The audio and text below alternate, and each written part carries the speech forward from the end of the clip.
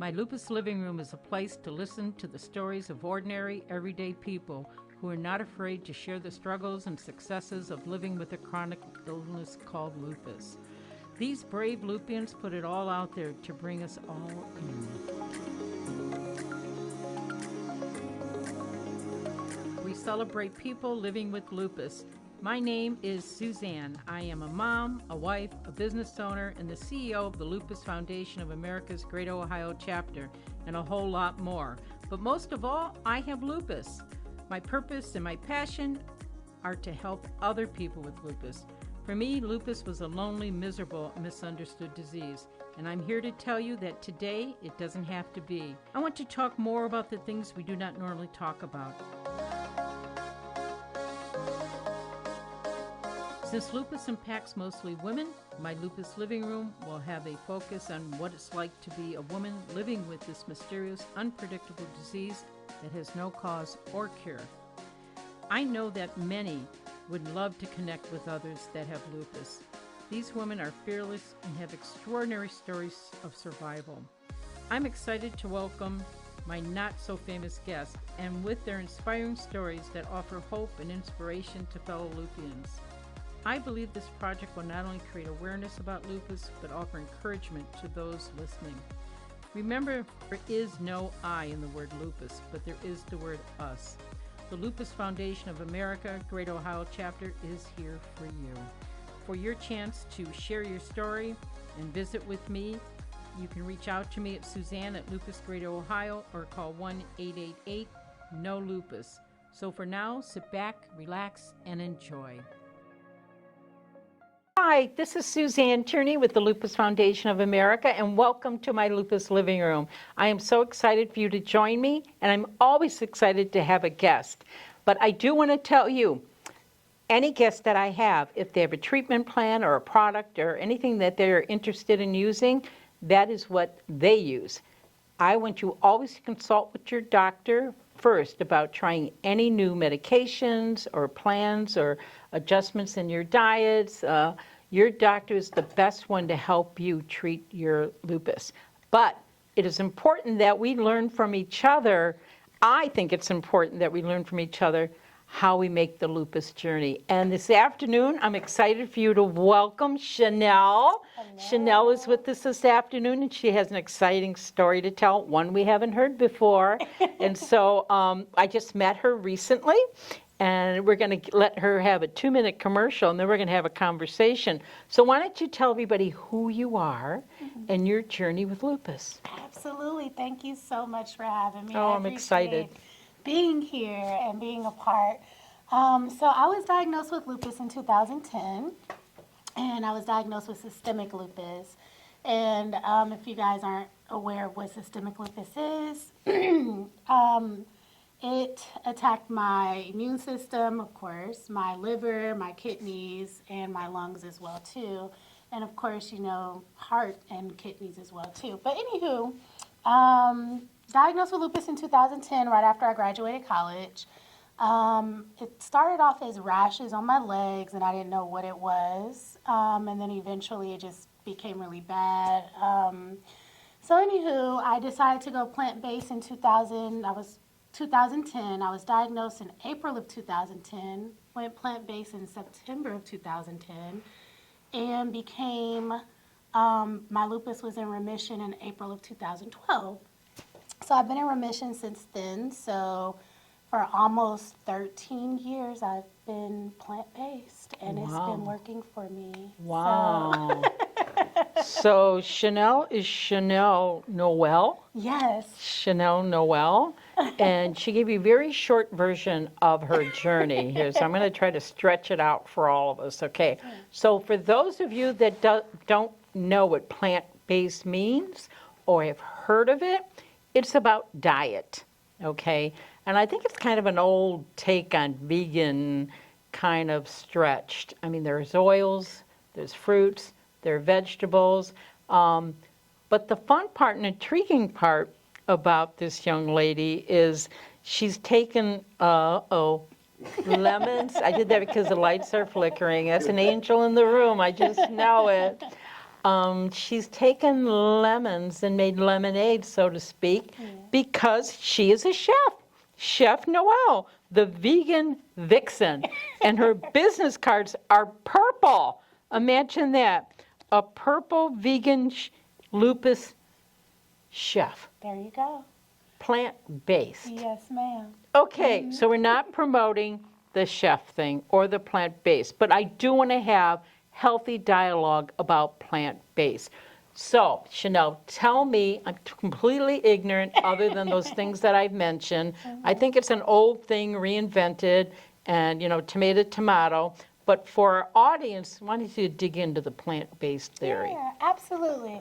So with being plant-based, that means I'm consuming fruits, vegetables, grains, beans, legumes.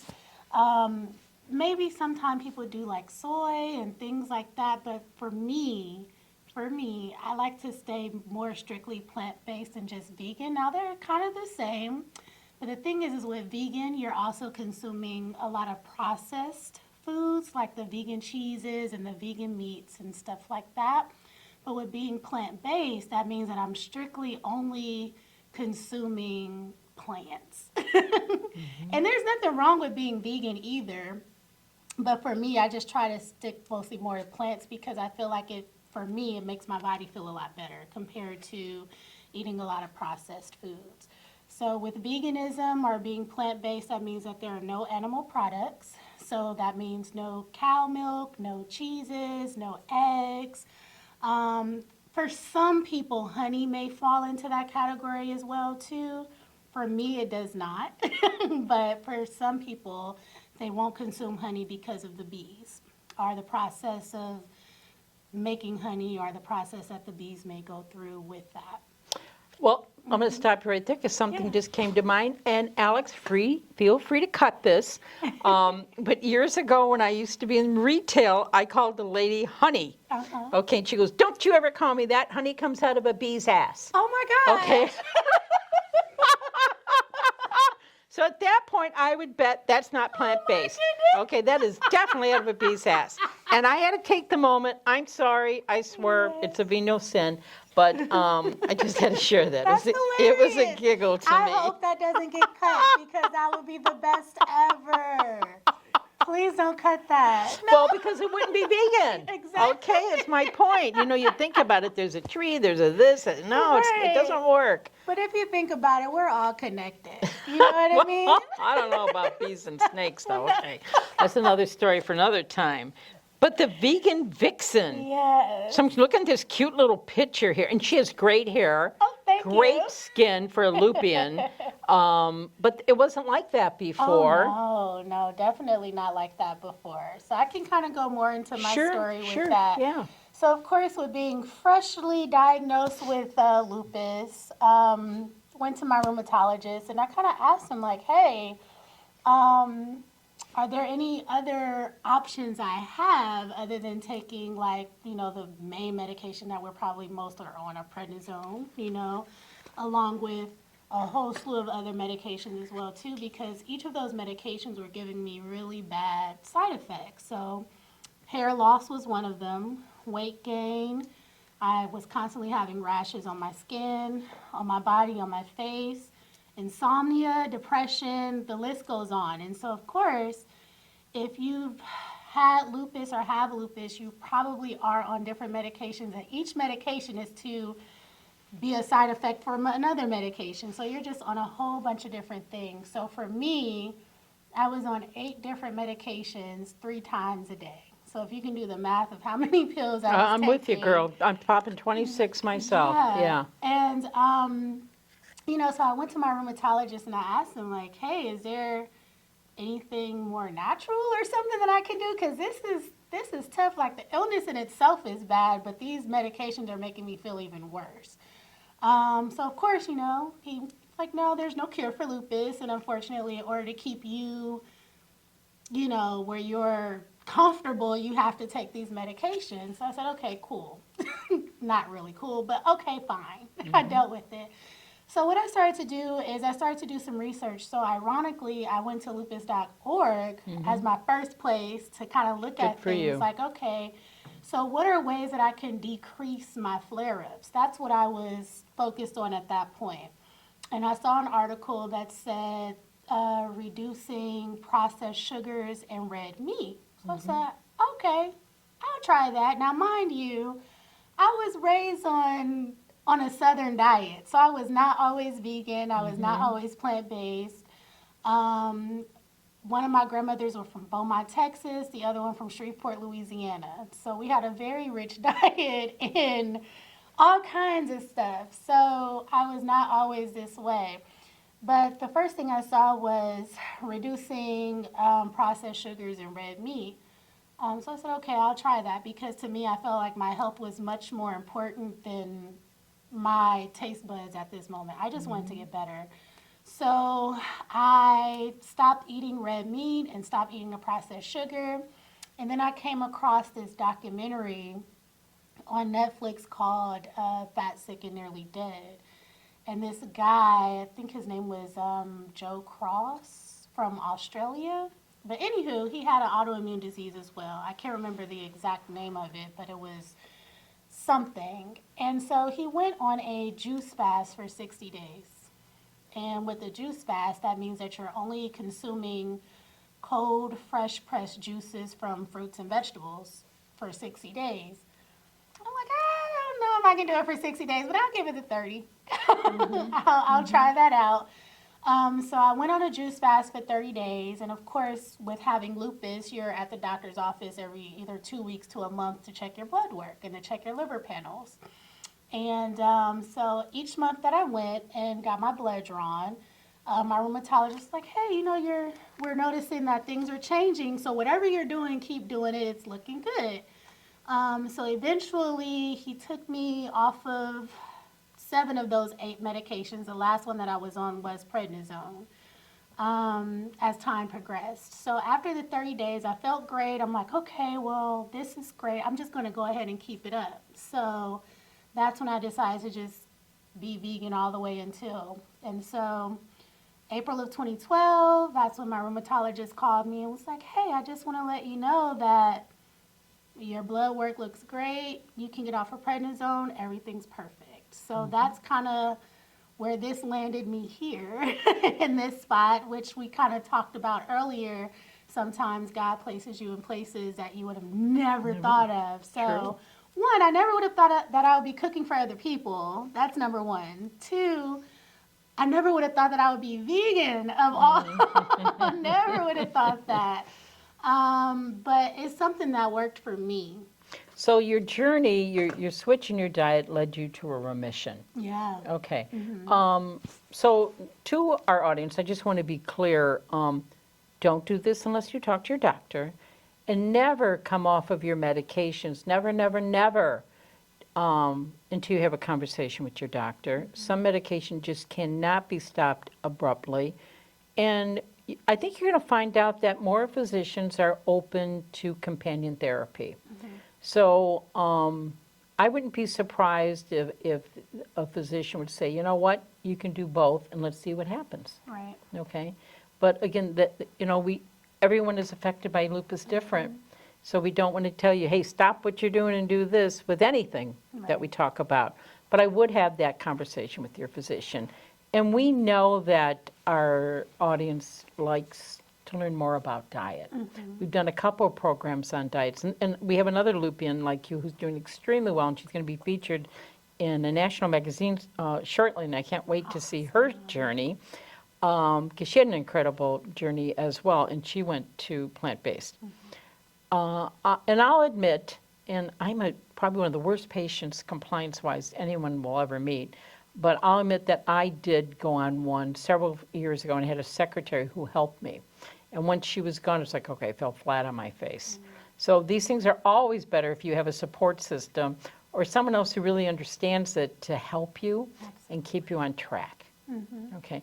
And so what we're really talking about are the foods that cause inflammation.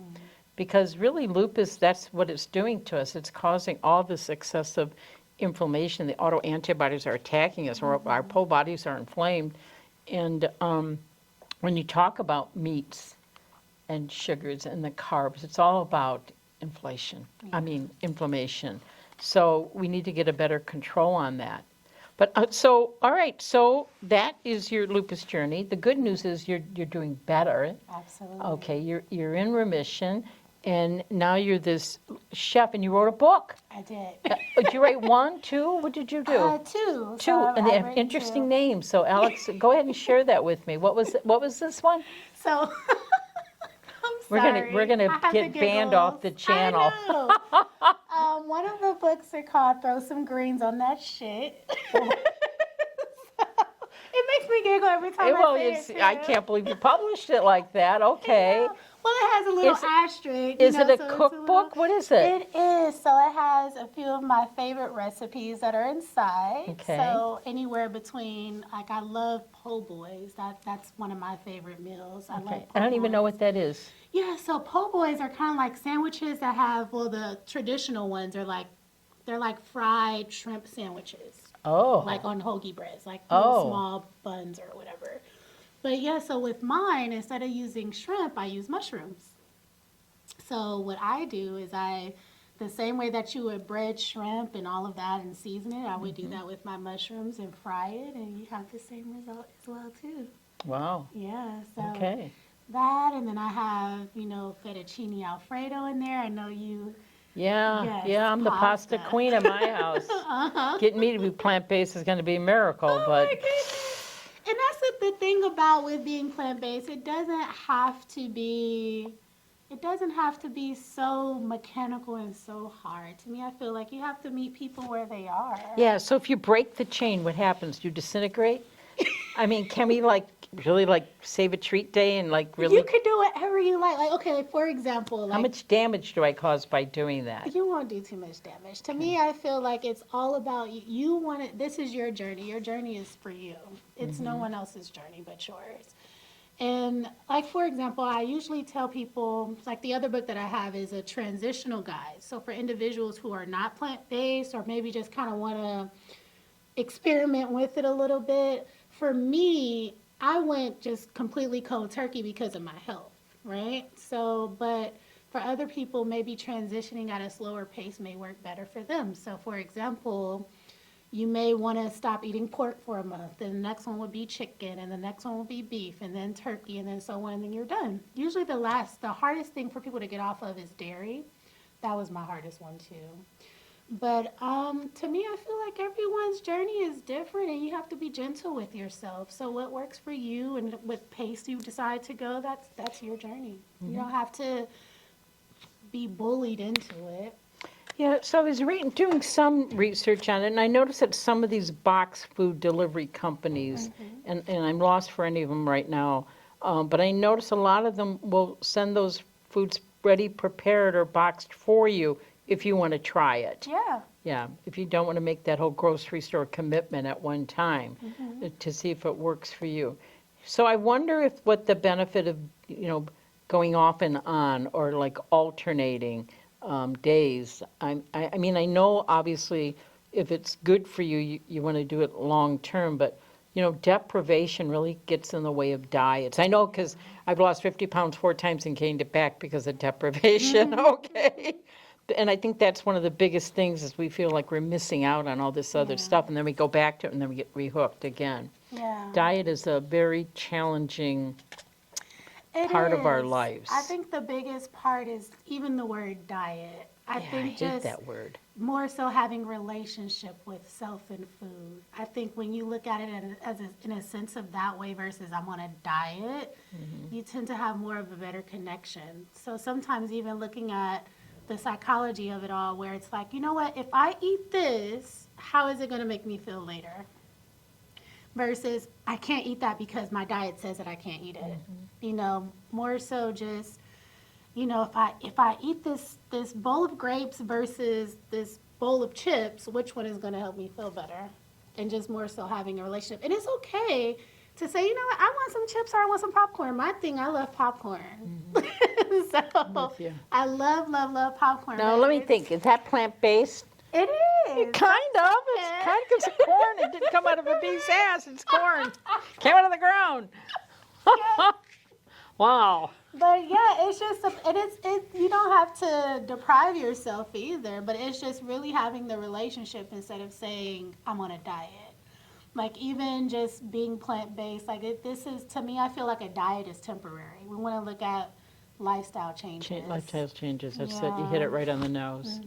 Boy, if we could all be so disciplined. You know, I'm really takes jealous time. of your discipline. No, don't be Yeah, jealous. especially at such a young age. You know, at my age, it's just, I'm all over the place now. Yeah. You know, I tried, it broke. I tried this, it broke. I tried, but I survived. Not well, but I did survive. So you work. So you feel well enough. You can work. You're working. Yes. Okay, and you're a minority, colored woman. So what would you say to your sisters? Because we have a problem in the minority community, and I'm trying to work very hard at education about lupus, and diet is a real concern within the minority community because of the access to some inner city groups where they don't have access to good fruits and vegetables or affordable Right. fruits and vegetables. So how would someone in that situation, how do you survive that jungle? So when you talk about plant-based foods, what exactly can we do if we are on a budget? Absolutely. And that I totally understand. I grew up in Compton, California, and it is definitely, not a place that has a Whole Foods on a corner or a Trader Joe's or anything like that. But the biggest thing is when you learn how to shop in bulk, you tend to save money. So I do understand that money is an issue. But if you look at it from a sense of, like, let's say you go to McDonald's, right? And you can get, I don't know what prices are there anymore, but you can get like a cheeseburger and fries for like $3. But if you want to get Not anymore. Uh-oh. Uh-oh. Not anymore. It's like $8. So how much are the salads there? I have no clue. I Okay, didn't know they so- had a salad at McDonald's, so that's my brain. So listen, so from what I remember, the salads were like way more than just getting like a value meal, right? So when you cook at home, when you're inside your home and you're cooking, you're going to save a lot of money versus going out. For some reason, well, we could assume certain things, but for some reason, like having healthier foods at like fast food places, they're going to charge you a premium for that. So it's easier to eat unhealthy stuff because it fits our budget. One of the ways that I tell people with shopping on a budget, especially in your grocery store, because now, like Walmart, Meijer, Kroger, those places are, they're pretty local, versus you don't have to go to Whole Foods or Trader Joe's to eat well. You don't have to do that.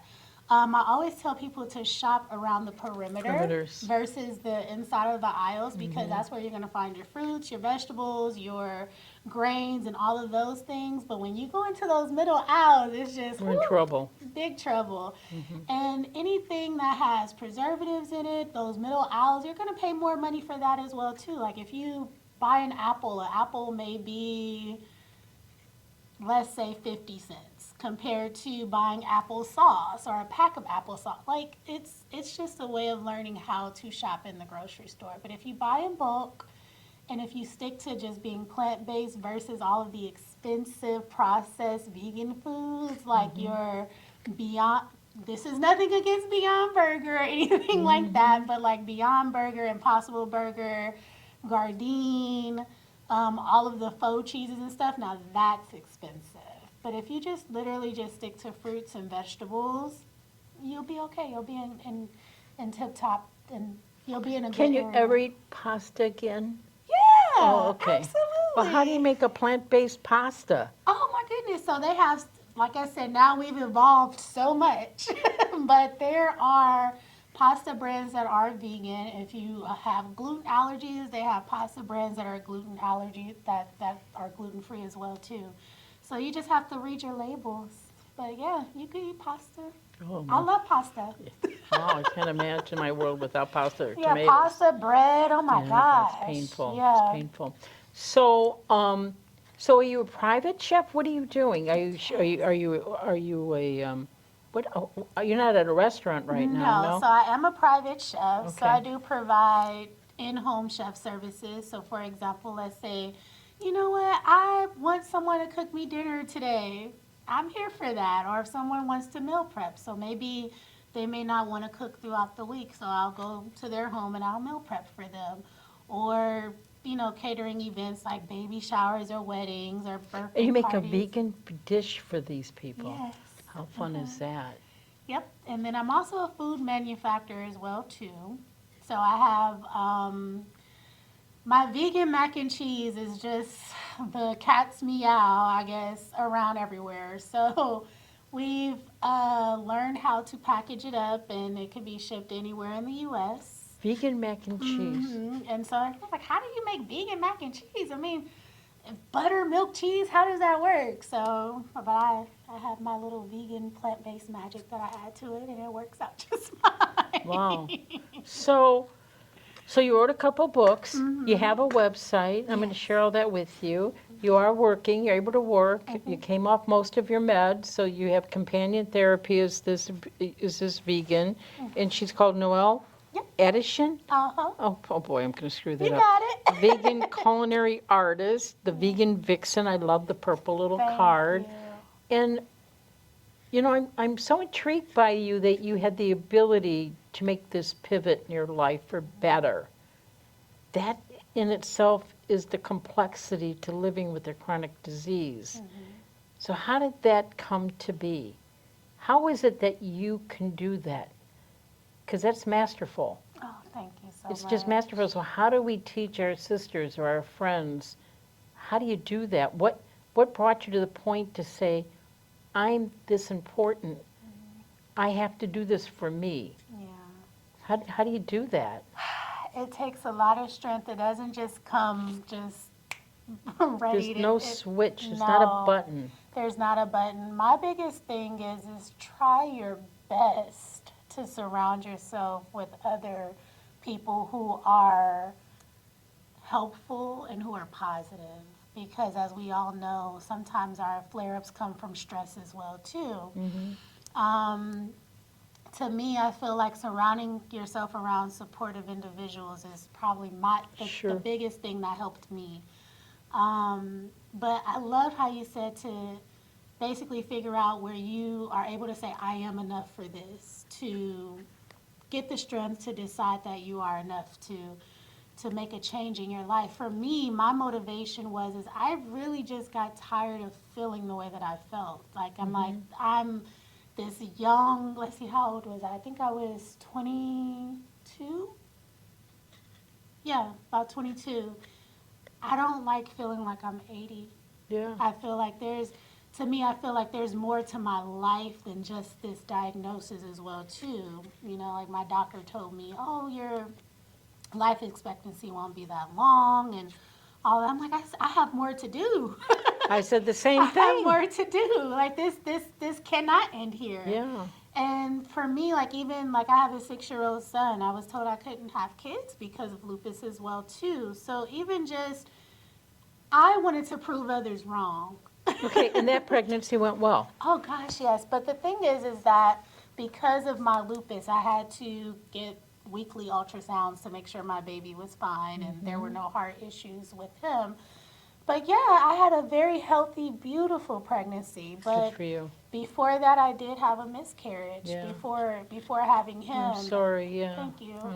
Oh. But with my pregnancy with my son, I had no issues at all. It was the healthiest pregnancy ever. Now I did do something extreme. I don't know if I should share Oh, this. Jesus, help us. Can't be as bad as the beak, is it? No. But a month before we decided to conceive him, I put me and my husband on a raw vegan diet. So what's the difference? Oh my goodness. So with raw vegan, that means I'm not eating anything cooked at all. Everything is fresh fruits and vegetables, and that is it. So Are you still married? yeah. He stayed with you on that one, huh? He did. Bill would be out the door. But you know what, though? He was already vegetarian, so we didn't have too far so to you go. had a support system in Yeah, there. That's so there's good. a support system. So, okay, and what do you do with the little one? What does he eat? He's vegetarian, so my poor baby, he loves string cheese. So that's the only thing Oh that my he God. can't So let if he go. goes out in the public with other kids, you just let him Okay, so be yeah. him? Yeah, so I let him be himself. And ironically, I don't force anything on him. To me, I feel like we're all, I am supportive of his autonomy and who he is, and I want him to be his own person. My goal as a parent, I'm just going to give you the tools of life and you do what you do. I want you to be yourself and to make your own decisions. So when he is out, ironically, my father, his grandfather, I'll never forget.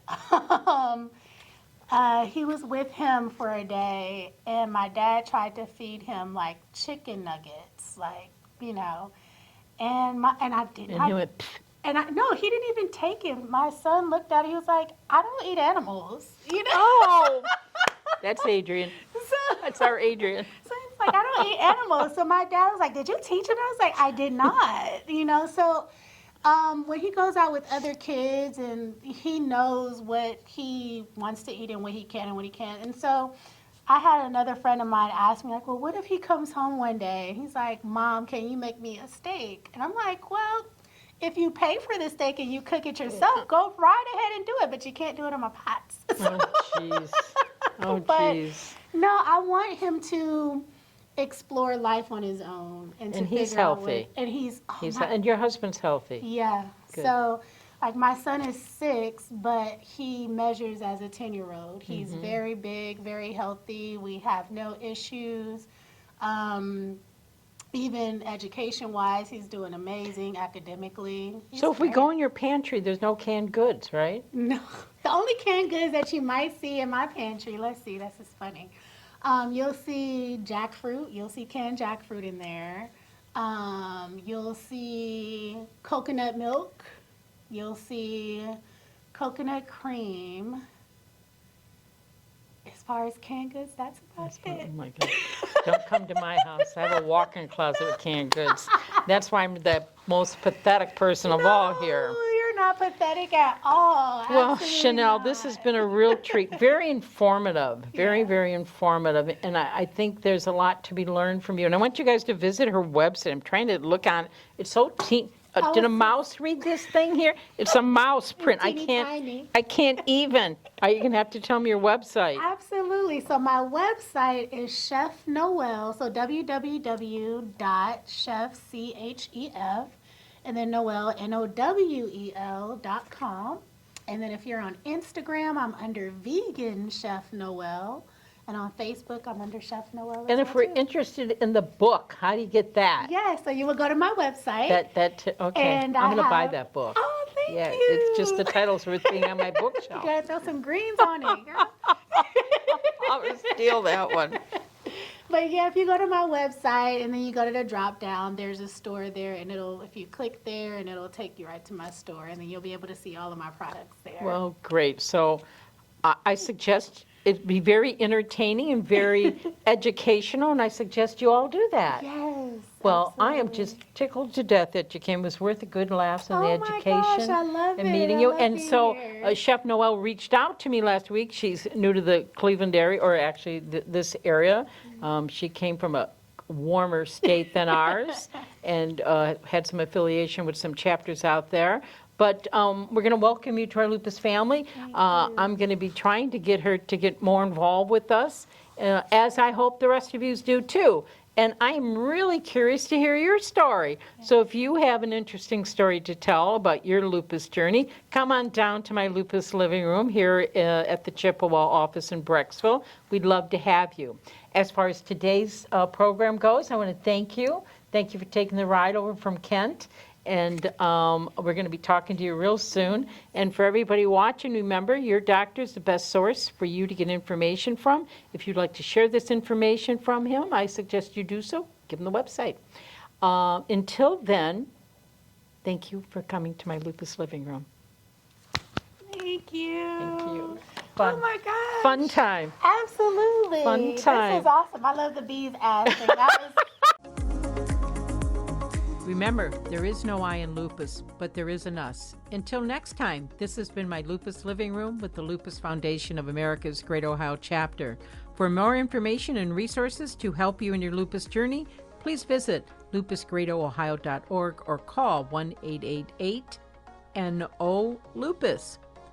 The funding for My Lupus Living Room is an earmark from the state of Ohio and managed by the Ohio Department of Health. Your physician is the best person to help you in the treatment of lupus. The information you learn here today can be discussed with your doctor, as your physician knows your medical history best. Please do not make any medical changes without consulting your physician first. As with any treatment, stay educated and get information from trusted sources.